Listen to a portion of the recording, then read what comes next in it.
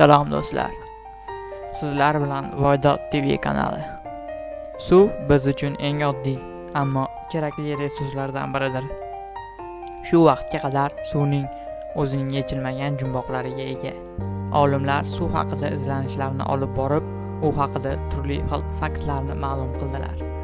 Bu rolikda sizlarga ana shu faktlardan ba'zi misollarni keltirib o'tamiz. Demak, boshladik.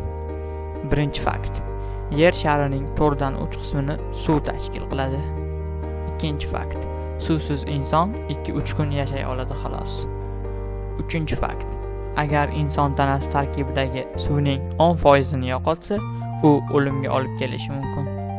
To'rtinchi fakt. Statistika ma'lumotlariga qaraganda, hayvon va o'simliklar organizmining 50%ni suv tashkil qilar ekan. Beshinchi fakt.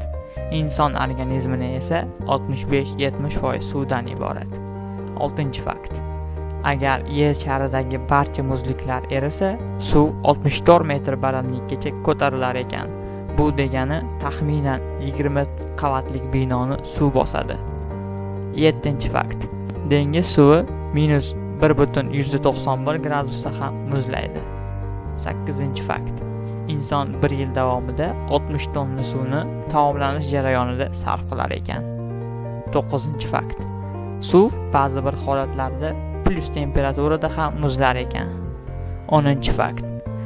Tabiatdagi suvning 1330 ta turi borligi ma'lum qilingan. Ular yomg'ir suvi, qorning erigandagi suvi, yer ostidagi suv va hokazolarga bo'linadi. Mana aziz do'stlar, sizlarga suv haqidagi eng qiziqarli 10 ta faktni namoyish qildik.